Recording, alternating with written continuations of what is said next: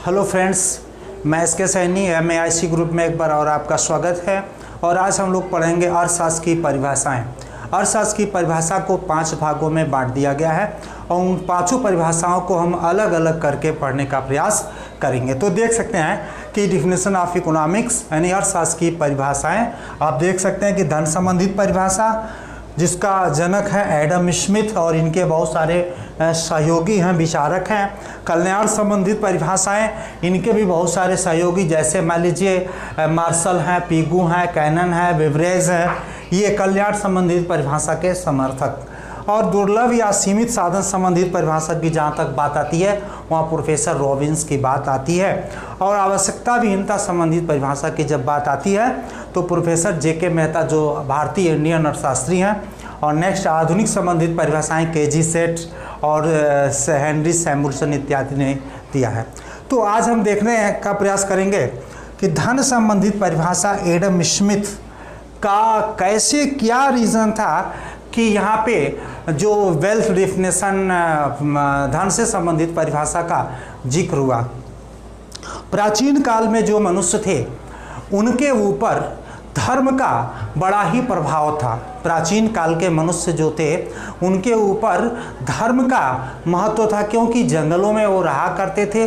जंगली जानवरों के साथ उनका जो भी जीवन यापन हुआ करता था, तो इसलिए वो केवल धर्म की बात को समझते थे, धन की बात को समझने का प्रयास भी नहीं करते थे। उसी दौरान वाणिज्यवादी पेटी के अर्थशास्त्रियों ने ये सोचा कि अगर इसी तरह से इन लोगों के ऊपर धर्म का ही प्रभाव बना रहेगा तो मानव सभ्यता का विकास नहीं होगा, मानव और पशुओं में कोई अंतर नहीं होगा। इसलिए इनके ऊपर धर्म के जगह पे धन की महत्ता को समझाने का हमें काम करना चाहिए। और इन लोगों ने उन्हें समझाने में सफल भी हो गए। इन लोगों ने बताया कि धर्म तो नश्वर है, धर्म एक पीढ़ी से दूसरी पीढ़ी को जाएगा, ये इसकी कोई गारंटी नहीं है, लेकिन धन एक पीढ़ी से 10 पीढ़ियों तक स्थानांतरित होगा, जाएगा, ये इसकी गारंटी है। लोगों को समझाने में सफल हो गए और उसी दौरान लोगों के मन मस्तिष्क में धर्म के जगह पे धन की महत्ता की बात को उसमें पिरो रहे थे, समावेश कर रहे थे, समझा रहे थे। और सभी जगह धन ही धन का प्रचार था, यानी सभी लोग धन की महत्ता को समझने लगे थे। उसी दौरान प्रोफेसर एडम स्मिथ का जन्म होता है। जो जिस व्यक्ति का जिस इन्वायरमेंट में जन्म होगा उसका प्रभाव उसके ऊपर पूरी तरह से पड़ेगा, ये फैक्ट है, स्वाभाविक है, इसमें कहीं कोई डिफरेंस नहीं है। इसी बात को हम आज समझने का प्रयास करते हैं। तो एडम स्मिथ, धन संबंधित परिभाषा, एडम स्मिथ वही एडम स्मिथ जो अर्थशास्त्र के जनक माने जाते हैं, अर्थशास्त्र के पितामह माने जाते हैं, मॉडर्न फादर ऑफ इकोनॉमिक्स माने जाते हैं, वही एडम स्मिथ की हम आज बात करेंगे। यहाँ पे देख सकते हैं इनका जन्म है 5 जून 1723 में हुआ था, यानी 5 जून 1723 को इनका जन्म हुआ था। स्थान का नाम था स्कॉटलैंड और किरकाल्डी, स्कॉटलैंड के किरकाल्डी नामक स्थान पे हुआ था। इनका जो पुस्तक था 9 मार्च 1776 को वेल्थ ऑफ नेशंस यानी इसको बोलते हैं हिंदी में राष्ट्रों की संपत्ति नामक पुस्तक इन्होंने लिखा था 9 मार्च 1776। इसको वेल्थ था। पूरे पुस्तक का नाम है an inquiry into the nature and causes of wealth of nations. An inquiry into the nature and causes of wealth of nations, यानी हिंदी में इसको कह सकते हैं कि राष्ट्रों के धन के स्वरूप तथा कारणों की खोज। एक और यहाँ मैं बात बता दूं कि इनकी मृत्यु 1790 में हो गई थी और 1776 में वेल्थ ऑफ नेशंस के माध्यम से अपने एक विचार, बहुत सारे विचारों को रखने का प्रयास किया था। एडम स्मिथ की परिभाषा से यह पता चलता है कि इसमें इन्होंने दो विचारों का समावेश करने का प्रयास किया था। इनके विचारों से, इनकी परिभाषाओं से ये पता चलता है कि अपने परिभाषा में दो विचारों का समावेश करने का प्रयत्न किया था। पहला है अर्थशास्त्र धन का विज्ञान है। पहला अर्थशास्त्र धन का विज्ञान है। इसको मिटा दें।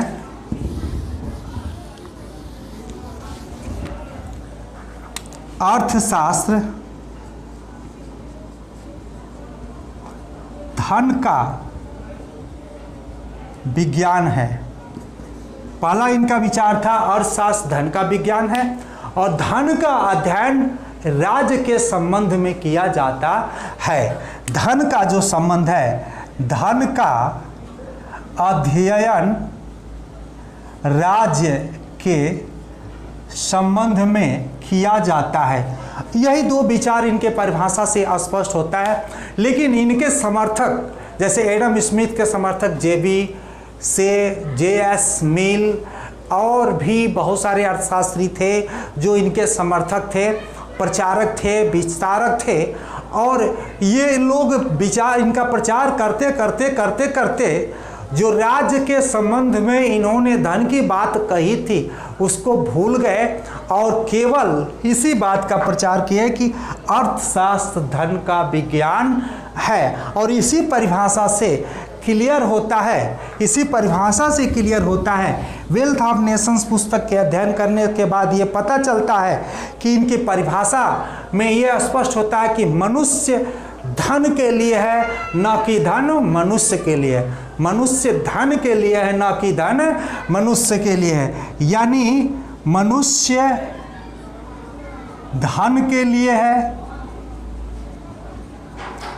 न कि धन मनुष्य के लिए।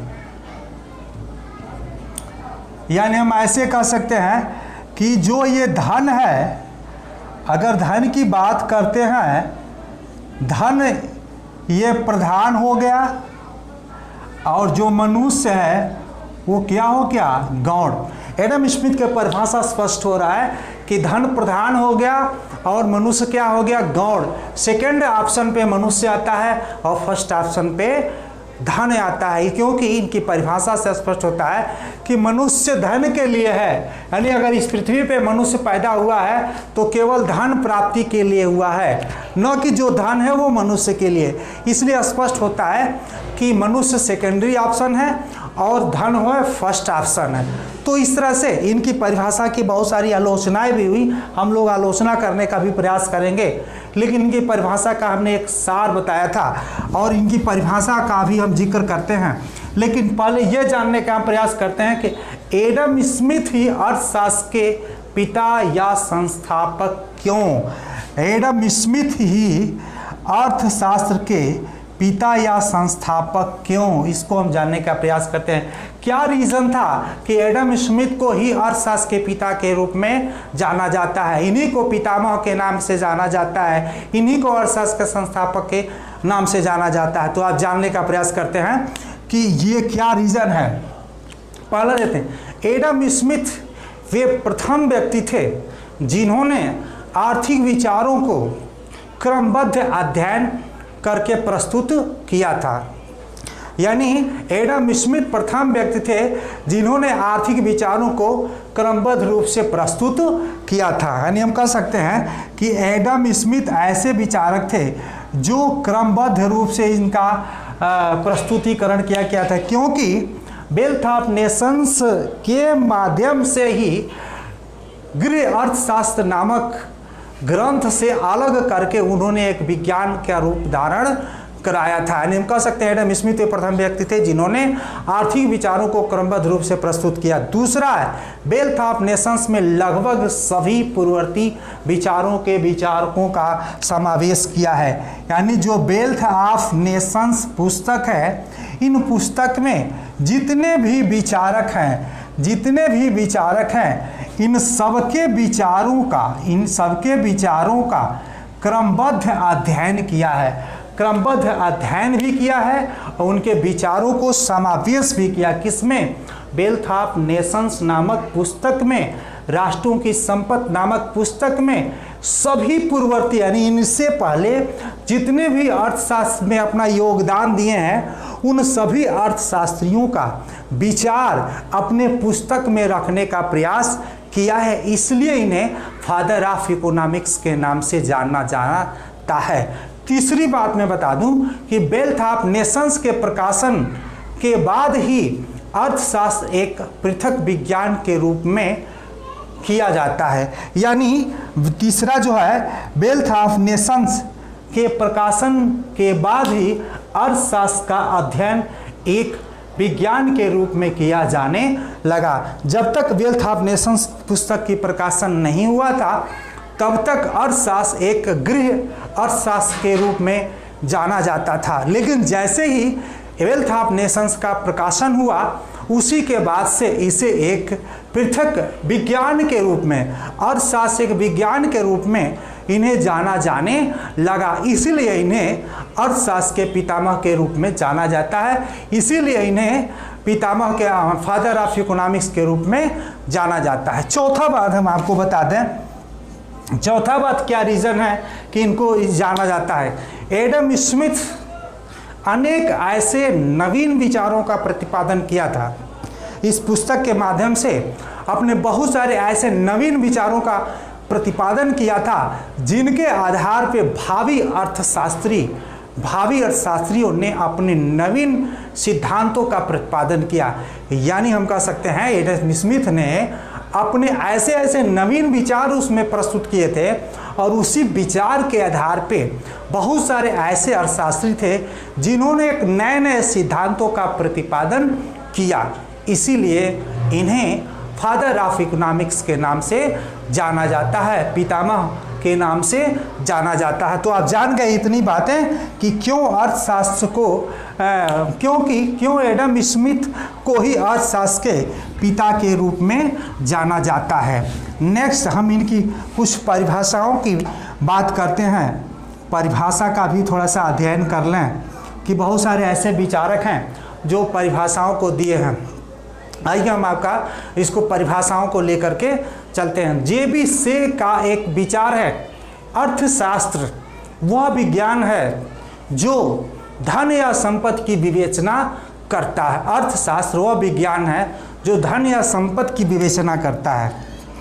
अर्थशास्त्र वह विज्ञान है जो धन या संपत्ति की विवेचना करता। Professor JB. से का कहना है, जे.बी. से ने कहा है कि अर्थशास्त्र वह विज्ञान है जो धन या संपत्ति की विवेचना करता है। वाकर की परिभाषा की हम बात करते हैं। यही वाकर की परिभाषा का भी हम जिक्र कर लें कि वाकर ने क्या किया, अर्थशास्त्र ज्ञान की वह शाखा है जो धन से संबंधित है। यानी अर्थशास्त्र ज्ञान की वह शाखा है, ज्ञान की वह शाखा है जो धन से संबंधित है।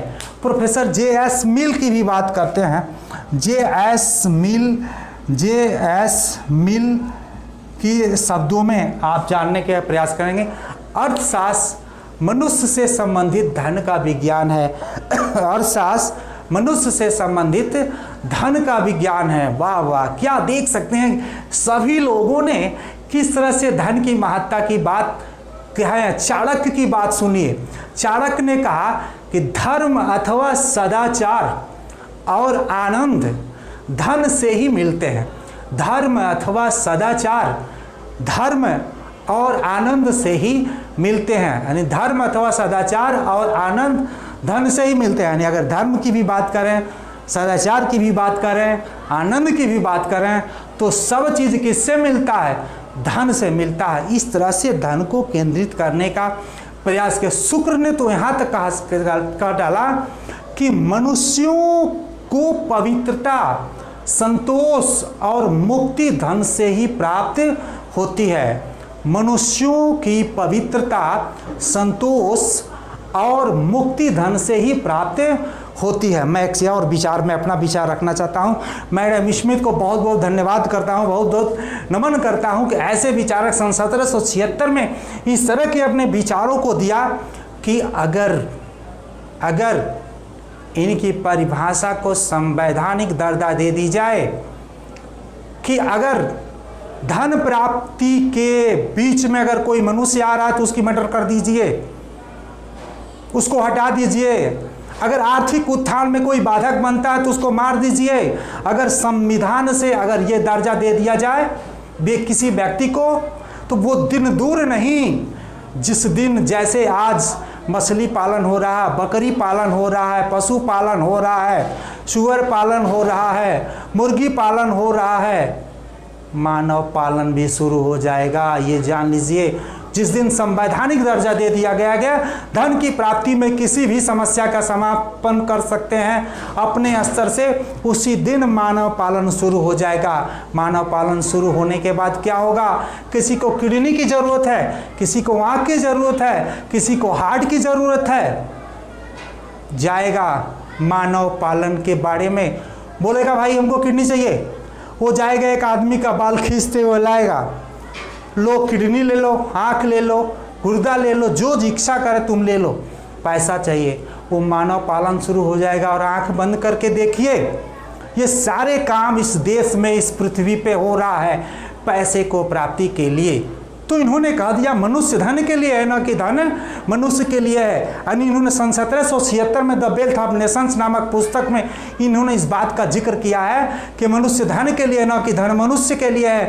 यानी मनुष्य सेकेंडरी ऑप्शन है, धन फर्स्ट ऑप्शन है। धन की प्राप्ति के लिए मनुष्य क्या क्या नहीं कर डालता है।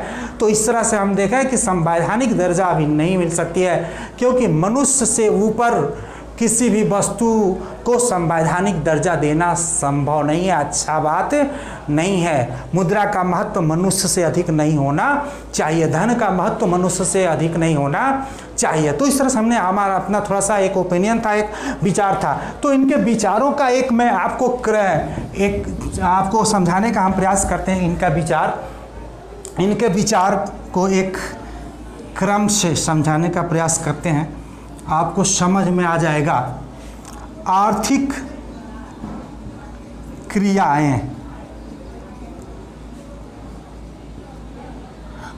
मुख्य उद्देश्य संपत्ति प्राप्त करना। जो एडम स्मिथ का विचार का एक निचोड़ निकल करके सामने आता है, ये आर्थिक क्रिया मैं बताया कि इस पृथ्वी पे जो भी व्यक्ति है उसको जीने के लिए कुछ न कुछ आर्थिक क्रियाएं तो करना आवश्यक होगा। अगर वो आर्थिक क्रिया नहीं करता तो उसका जीना कठिन हो जाएगा। लेकिन उस आर्थिक क्रिया का मुख्य उद्देश्य क्या है? इनके अनुसार, एडम स्मिथ के अनुसार क्या है? संपत्ति प्राप्त करना। आर्थिक क्रिया का उद्देश्य केवल संपत्ति प्राप्त करना नहीं होना चाहिए। उनके विचार में, एडम स्मिथ का विचार था आर्थिक क्रिया करना सबका काम है, उसका मुख्य उद्देश्य संपत्ति प्राप्त करना नहीं, संपत्ति प्राप्त करना इनका मुख्य उद्देश्य था। इसीलिए थोड़ी सी इनकी परिभाषाओं का बड़ा आलोचना हुआ, प्रोफेसर मार्शल के द्वारा इनकी परिभाषाओं का बड़ा आलोचना किया गया। नेक्स्ट वीडियो में हम इनकी आलोचनाओं का भी अध्ययन करेंगे। तो इस तरह से आज के लिए हम एडम स्मिथ का विचार आपके सामने हम रखने का प्रयास किए थे। नेक्स्ट वीडियो में इनकी आलोचना रखेंगे, नेक्स्ट वीडियो में बाकी जो भी जितने हैं अर्थशास्त्री हैं उनका जिक्र करेंगे। तो चाहेंगे कि लॉकडाउन में ज़्यादा से ज़्यादा शेयर्स करें, सब्सक्राइब करें, लाइक्स करें। बस ये आज के लिए इतना ही। थैंक यू, धन्यवाद।